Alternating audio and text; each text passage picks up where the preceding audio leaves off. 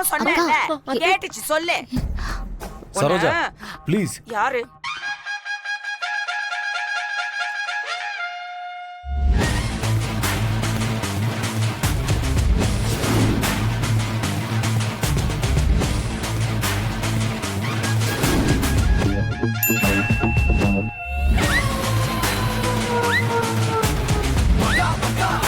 மச்சான்,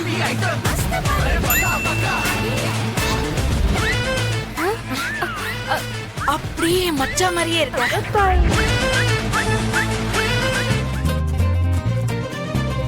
அதே கண்ணு, அதே மூக்கு, மீச மட்டும்தான் மிஸ்ஸிங்.